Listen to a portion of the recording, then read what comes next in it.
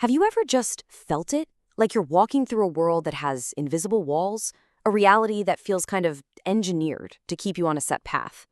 Well, today, we're going to pull back the curtain on the hidden systems that shape our world. And more importantly, we're going to talk about a powerful way to not just navigate it, but to break free. We're talking about the edge runner. Okay, so to really get a grip on these huge, complex systems, we've got to start small. I mean, really small. We're going to ground this whole thing in a basic concept from biology that describes two primal, fundamental strategies for survival that you see everywhere in nature. So on one side, you've got what are called R-selected species. Think of something like a frog.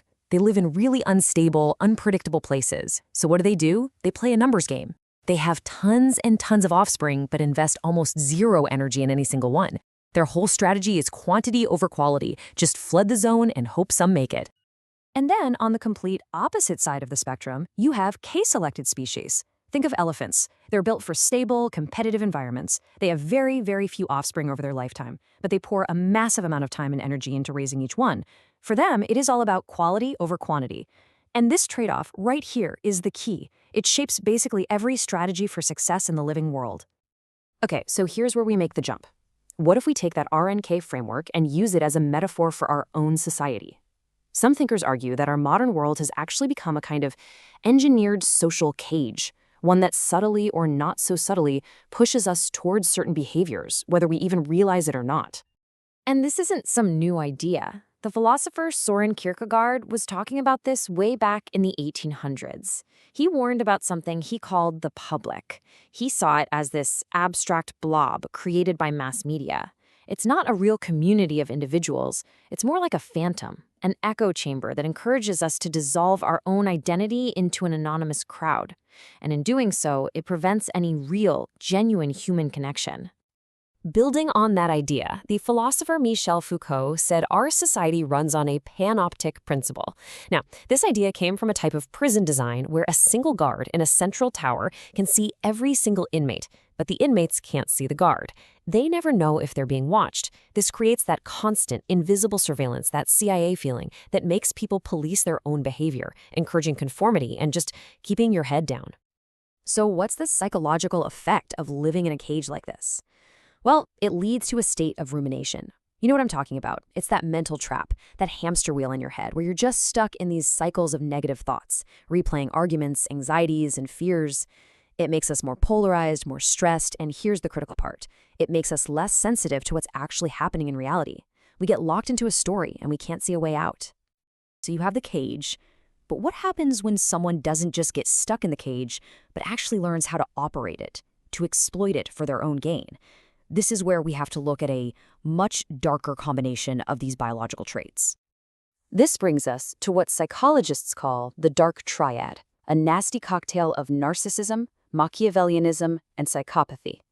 Now, what is absolutely fascinating here is that this profile isn't just R or just K. No, it's a hybrid predator.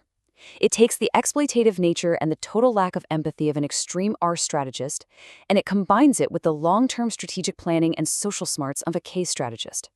What you get is a terrifyingly effective manipulator, someone who can plot and scheme to use people without feeling a single shred of remorse. So, if the system is a cage, and some people have learned to be the predators inside it, is that all there is? Is there another option? An authentic path to actually break free?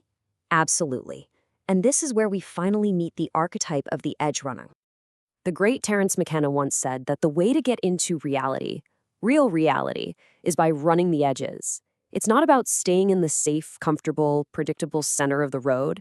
It's about exploring the boundaries, the fringes, the unconventional paths where things are actually happening. You know, this edge runner's journey is a perfect match for what the psychologist Carl Jung called individuation. It's this deep, internal process of becoming a whole, complete person. It means you have to start by stripping away the social mask you wear for everyone, your persona. Then you have to confront the parts of yourself you denied or hidden away, your shadow. And eventually, you integrate all these different, conflicting pieces into a new, centered, and truly authentic self. And look, the goal here is huge. This isn't just about feeling a little better. It's about forging a personality that is so solid, so self-aware, that it becomes practically immune to manipulation. It's about developing the psychological backbone to see the world and to see yourself with genuine clarity. And that is how you counteract the forces that are trying to control you. Now, this whole path might sound like it's purely an internal journey, right? Something you do inside your own head. But this is where it gets crazy, because it has a shockingly powerful application in the real world. How can one person who's done this internal work actually disrupt an entire engineered system? The answer is something the system is completely, utterly unprepared for. It's an act that it cannot predict, it can't regulate, and it sure as hell can't turn into a product. What is it? Spontaneous, maybe even irresponsible acts of kindness. Just think about it for a second. An engineered reality, this cage, it relies on everything being predictable and controllable. A real, selfless act of kindness to a total stranger, that's a glitch in the matrix. It's not transactional. No algorithm can predict it. For just a moment, it shatters that illusion of the public and creates a real human-to-human connection. It injects a piece of high-quality empathetic data into a system that is just flooded with low-quality noise. And this right here brilliantly shows you the potential scale of this rebellion. Just imagine, for a second, if every single adult in the US sent just $1 to one person who is truly in need. That single collective act would generate over $100 million. Not from a government, not from a corporation, but from a decentralized wave of pure human goodwill. That is enough to fundamentally change someone's entire reality and to change how we see our own power.